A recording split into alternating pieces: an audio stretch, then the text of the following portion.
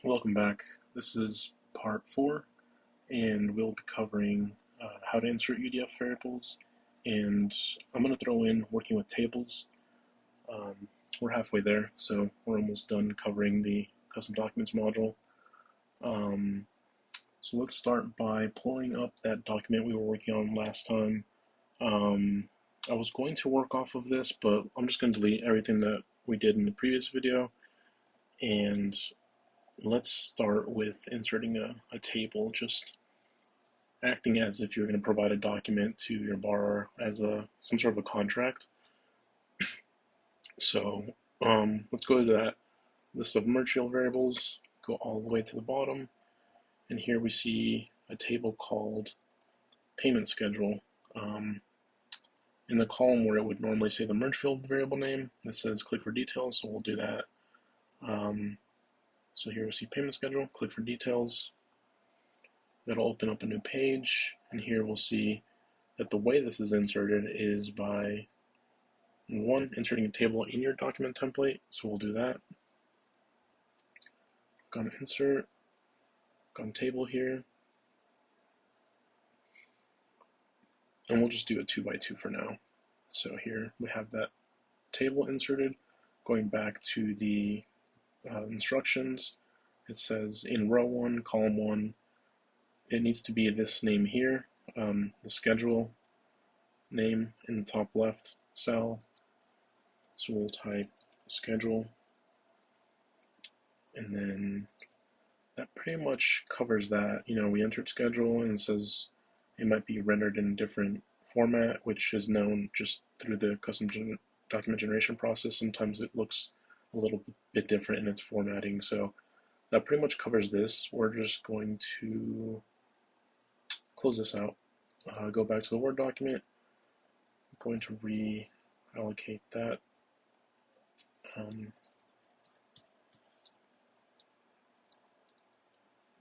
This text here just to kind of follow a more logical process. So down payment, that's going to be a merge field variable because it's not really stored anywhere in Bright, but you can create it custom. So not looking at the merge field variables,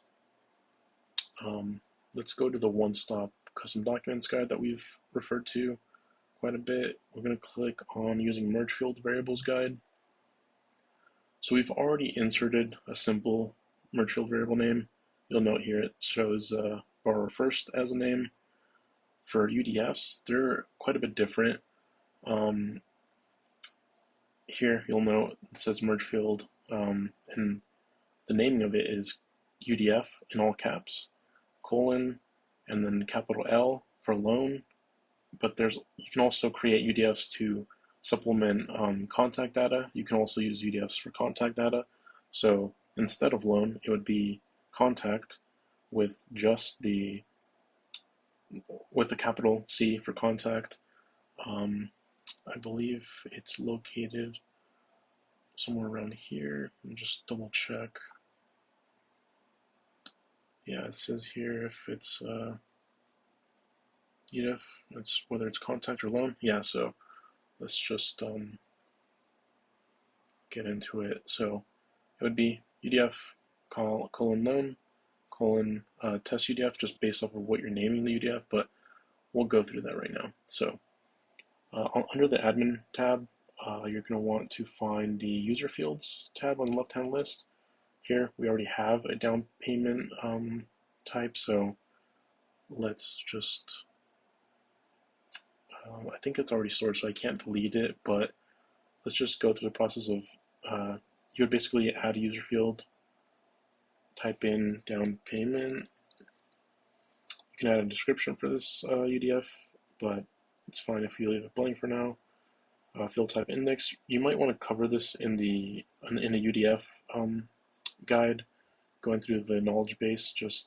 This is pretty much explaining that this is how it's going to be ordered when you have a lot of UDFs. If 0 is included, then that's the very first thing listed, followed by 1 and 2.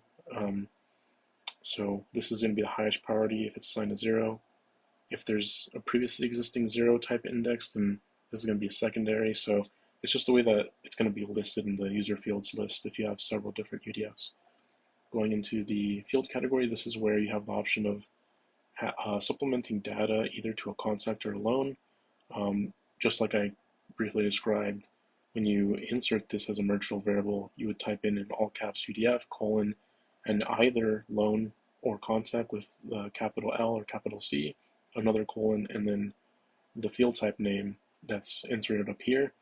Here we see that there's a space, but as a merge field variable, you would want to have no space, like we've done. It's camel case, no space. Let's say it was all caps, then you would do, let's say it was all caps like this, down payment. So you would do all caps in the merge field variable name with no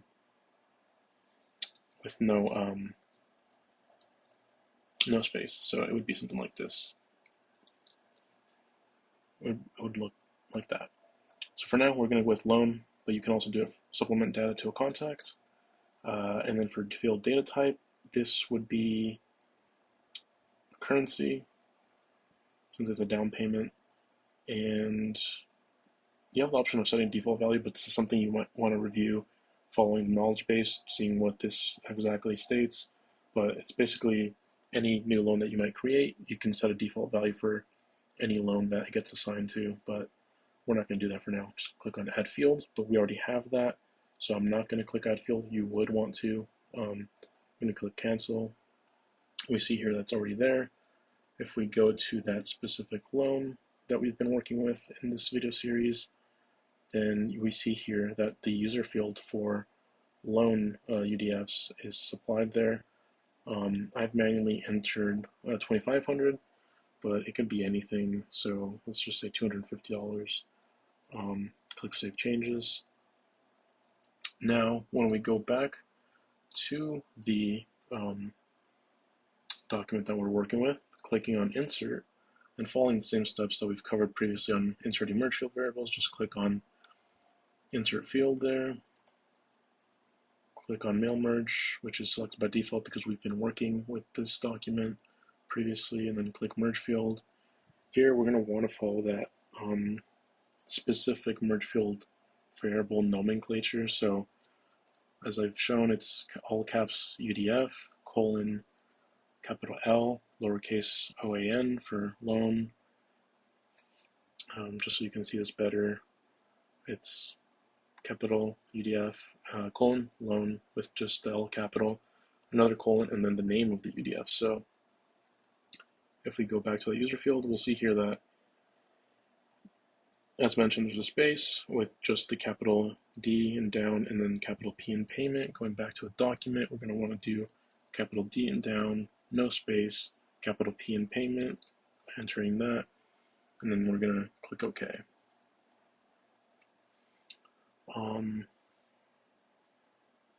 Let's just say, for whatever reason, the contact lives in a foreign country, so let's just do country just to show contact-based UDF. So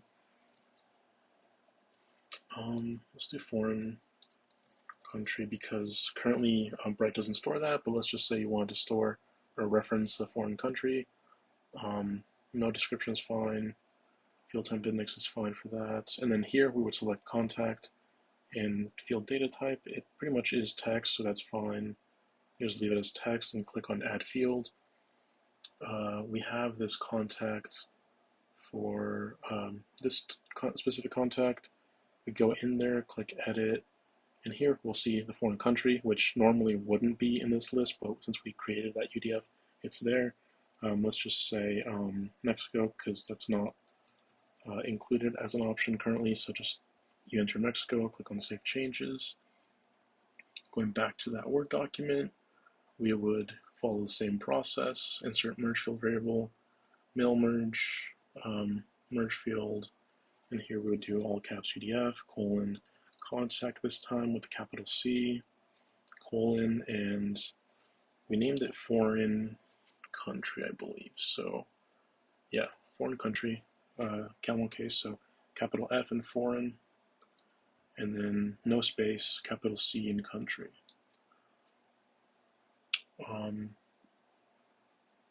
just click OK for now.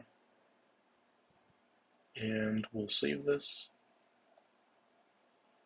minimize it, and then going back to the document template section, I'm just going to overwrite this. So I'm just going to click Update and select that file that we've been working with. That's been uploaded, done, and we'll test it. That loan that we've been working with, dates, it's fine. Just click on Generate Test, open that file. Here we'll see for that loan, there's already been some payments made, but let's say it was a brand new loan, then it would not show that, and they would just see their amortization schedule, but there is a variable for that, so you can pick and choose which one you would prefer for the purposes of your document. This one will show applied payments and reflected due amounts if unpaid, so this might be an option for you. And here we'll see the down payment. We did select currency, but sometimes the formatting is a little quirky. Before sending it to the borrower, you might want to just add that in, save it, and then here we see that the country that we entered was correctly reflected. And that's using the testing button, but let's go into the individual loan, because I showed in the previous video how you can manually edit identified merge field variables prior to generating the document, so that might come in handy. So going to that specific loan, clicking on the Documents tab, clicking on the Generate Document button, selecting that document, just clicking Next here. Here we see that the identified result for that merge field variable is 250. We did select it as a currency like I mentioned, but it didn't show the $sign, so here we can actually edit that to include a $sign, and it'll stick based off of what you've entered here. So just click Accept. I'm going to leave it as default, or actually just to show that it can be named something different. Just do test underscore inserting variables. Okay, just click Accept now. And here we see that that was reflected instead of the long default name. And to check that that 250 with a $sign was taken into effect, it does. So that's a alternate workaround of what you might want to follow if you did want to have that $sign reflected. And as mentioned in the previous video, you can click on the send button and work through sending that to the borrower. And that pretty much covers tables and UDFs. If you do want a more detailed outlook or guide on how to work with them and inserting UDF variables, then you would click on this Using Merge Field Variables guide. It'll pretty much walk you through the process for that. And in the next video, we'll be covering automation for custom documents, and that should be the last piece. We're getting close, so we'll cover that in the next video.